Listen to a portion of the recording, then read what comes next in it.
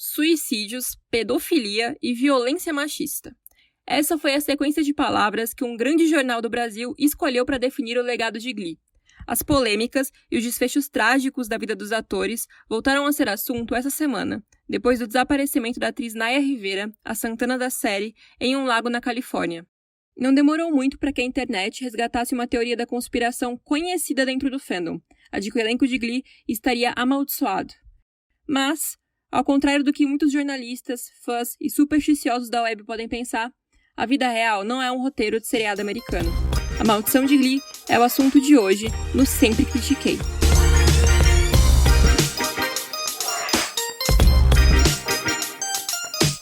Para falar sobre esse suposto karma que persegue o elenco de Glee, vamos do começo. Lá em 2009, quando Glee estreou, sua proposta era falar sobre um grupo de pessoas desajustadas que encontraram conforto umas nas outras e na música. Os personagens viviam suas questões complexas e solitárias durante a adolescência.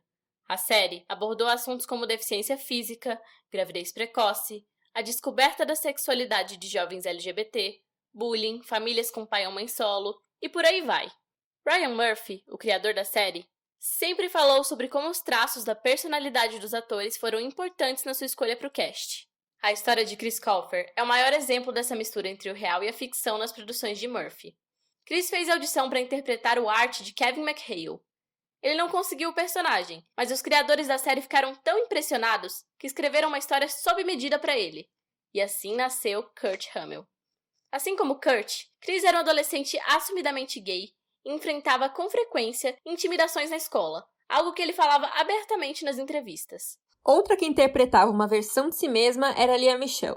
Depois de sofrer um acidente de carro minutos antes do teste, a atriz mostrou sua persistência ao aparecer na Fox com o cabelo ainda cheio de cacos de vidro.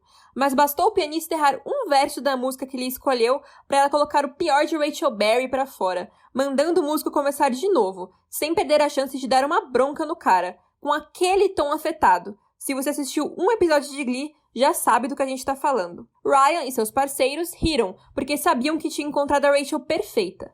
Mas qual seria a surpresa se o comportamento estrelinha, que às vezes era chato até na ficção, continuasse durante 7 anos também nos bastidores da série? Pois é, as denúncias de assédio moral envolvendo Lea Michele podem ser novidade para algumas pessoas, mas seu temperamento sempre foi alvo de comentários das revistas americanas e criou a primeira polêmica pública da série, sua rivalidade com Naya Rivera. E é claro que Ryan Murphy não perderia a oportunidade de usar essa rivalidade a seu favor. Assim como as atrizes, as personagens Rachel e Santana entravam em conflito sempre que possível. A arrogância de Lea, o jeito explosivo de Naya e os embates que essa relação gerava, tudo isso foi usado em Glee. Mas apesar de se inspirar nos conflitos, Ryan sempre desviou de perguntas sobre as brigas das colegas de elenco, assim como de outras polêmicas que vieram depois.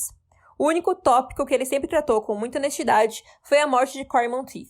No seu tributo a Cory, poucos meses depois da morte do ator por uma overdose acidental em julho de 2013, o escritor falou sobre a vida do canadense, sobre seu lar desestruturado, sobre sua necessidade de afeto e sobre seus problemas com drogas, que estiveram lá desde que o ator tinha apenas 12 anos. E isso é um ponto importante dessa história. Antes de virar uma celebridade, aos 27 anos, Cory era um dependente químico em recuperação desde os 19. Por isso, seu personagem era o único adolescente que não bebia álcool nas festas da série. Não era mera caretice, mas sim uma ressignificação da história de Cory. Ryan Murphy sempre deixou evidente que Cory fazia parte de Finn e vice-versa. O ator conseguiu o papel depois que enviou um vídeo tocando bateria com Tupperwares, porque não sentia segurança na própria voz. Essa insegurança foi incorporada ao fim, assim como a história sobre drogas, de uma maneira mais sutil. Na série, a mãe de Finn mente que o pai dele morreu na guerra do Iraque, até que um dia ela revela que ele foi vítima de uma overdose. Segundo a história, depois de ser dispensado do exército, o pai de Finn entrou em reabilitação diversas vezes, mas sem conseguir vencer o vício. Existe quem tenha encarado como uma profecia, mas era apenas a inclusão de uma série de batalhas que Cory travou por quase 2 décadas, e que todos os fãs da série esperavam que ia ter um desfecho diferente.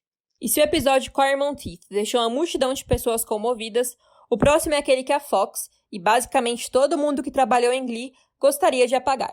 Se você buscar pela história de Mark Selling na internet, a maioria das fontes de informação são páginas antigas da Wikipédia, que falam sem detalhes sobre sua criação religiosa e seu breve e conturbado relacionamento com Naya Rivera. Não existe nem a gravação da audição dele, ao contrário de todo o resto do cast original. Seu envolvimento com a justiça começou em 2013, quando foi acusado de abuso sexual. O caso acabou sendo abafado depois que Mark entrou em um acordo com a vítima fora dos tribunais.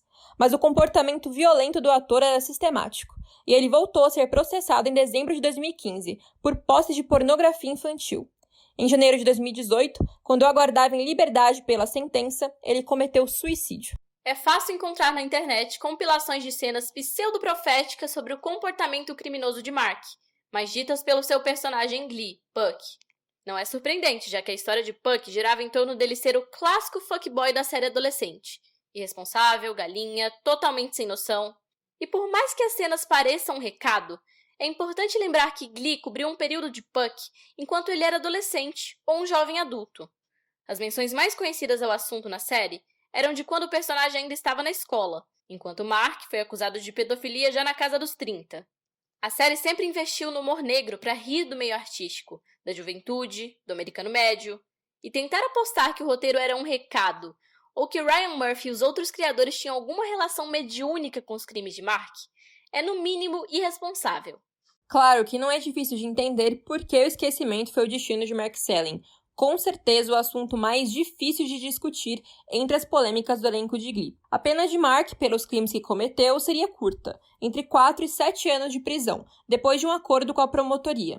Ele era mais um dos muitos atores acusados por conduta inapropriada em Hollywood, mas a sua morte fez com que todo o problema terminasse apenas como mais uma parte da maldição de Glee. Recentemente, com uma acusação de pedofilia sobre um youtuber aqui no Brasil, muito se discutiu sobre a relação entre os crimes sexuais e uma doença, um distúrbio da mente de quem tem esse comportamento diversas vezes. É uma discussão complexa, que envolve a vulnerabilidade das vítimas e a existência ou não de um tratamento para esse tipo de distúrbio. Seria seguro deixar Mark viver em sociedade? São muitas questões difíceis que não cabe ao nosso vídeo tentar discutir. Mas a gente convida você, que prefere colocar a história do Mark Selling na conta dessa maldição da série, a pensar que as questões com o comportamento dele são bem mais complexas. Protagonistas de outras séries, como Gossip Girl, foram acusados de estupro, mas na época, ninguém compartilhava sem parar as cenas em que o ator em questão teve comportamentos sexualmente violentos com outras personagens. Também não existia um movimento, com apoio inclusive da imprensa, para falar que o personagem profetizava a vida real. Até porque isso seria bastante desrespeitoso com as próprias vítimas, não é mesmo? Imagina só ter que revisitar o seu sofrimento em uma obra de ficção onde o crime passou totalmente impune ou foi romantizado. Então, vamos pensar que, coincidência ou não, conectar a existência de polêmicas com o elenco, a existência da série, minimiza os problemas centenários que existem em toda a indústria do entretenimento. E que todas essas teorias da conspiração em cima das tragédias do elenco de Glee só acontecem porque, por mais de uma vez, elas terminaram em morte, e a morte é a maior tragédia. Consequentemente, a que o público mais gosta de acompanhar. Sim, os famosos, muito distantes do público, mesmo quando não estão em uma tela, ainda são como personagens para muitas das pessoas que os assistem, e que esquecem que, fora de cena, aquela pessoa vive como todo mundo. Uma outra manchete com atores de Glee que serviu de exemplo sobre a ilusão de conhecer a vida pessoal de pessoas públicas é o de Blake Jenner e Melissa Benoist. Os dois se conheceram na série quando seus personagens Ryder e Marley tiveram um breve relacionamento. E se na série o casal não recebia tanto entusiasmo por parte dos fãs, na vida real, o relacionamento dos dois era um sucesso de público. Eles foram casados por 3 anos e pareciam um casal perfeito, dividindo momentos fofos com seus cachorros. Mas o que vemos nas câmeras e nas redes sociais não é necessariamente a realidade. Em novembro de 2019, Melissa publicou um vídeo revelando ser uma sobrevivente de violência doméstica. E assim, mais um ato de violência foi banalizado e incluído na timeline de Maldições de Glee. Só que, pensa por um minuto. Homem com jeito e rosto de príncipe. Age como um namorado apaixonado, se declarando na internet, dividindo sorrisos ao lado da companheira. Os dois trabalham juntos em mais de um projeto, como o caso de Blake, que acompanhou Melissa para fazer uma ponta em Supergirl, protagonizada por ela. Melissa brilhava na série da CW, que ganhou várias temporadas no canal, enquanto Jenner se envolvia em projetos bons, mas com menos visibilidade que Melissa. Toda essa narrativa do bom moço que vira sapo é uma realidade frequente em qualquer site de celebridades. Você está a uma visita no Instagram de distância do caso Arthur Aguiar, por exemplo. Blake Jenner foi um homem abusivo, que por obra do reality The Glee Project, foi parar em Glee, inclusive por sua capacidade invejável de manipular e vender a imagem de um novo Finn, que ele sempre deixou claro que era seu objetivo. Infelizmente, a maldição de conviver com agressores passa longe de ser caso isolado de uma maldição inventada. Para quem acompanhou a série, é triste ver que o maior legado de Glee são as histórias dos atores fora das câmeras. Por mais que hoje várias histórias de Glee possam ser interpretadas de outra forma, há mais de uma década elas significaram o primeiro contato de muitas pessoas com personagens que os representavam.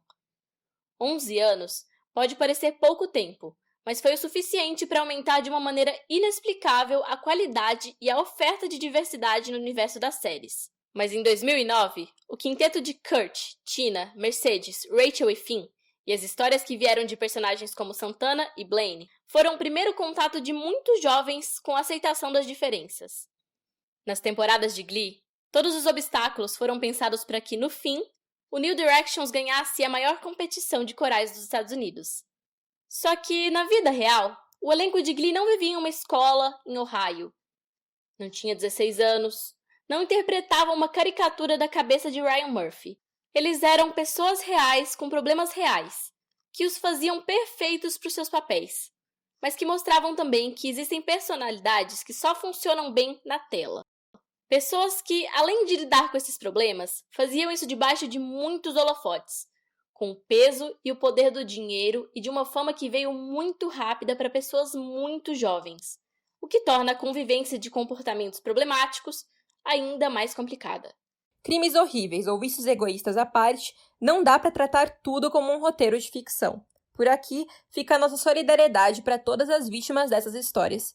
E qual a sua opinião sobre esse assunto? Escreve pra gente aqui nos comentários. E também façam sugestões de quais temas vocês querem ver por aqui nos próximos vídeos. Se inscrevam no canal e ativem o sininho, que em breve a gente volta com mais comentários sobre cultura pop. Esse foi o Sempre Critiquei de hoje.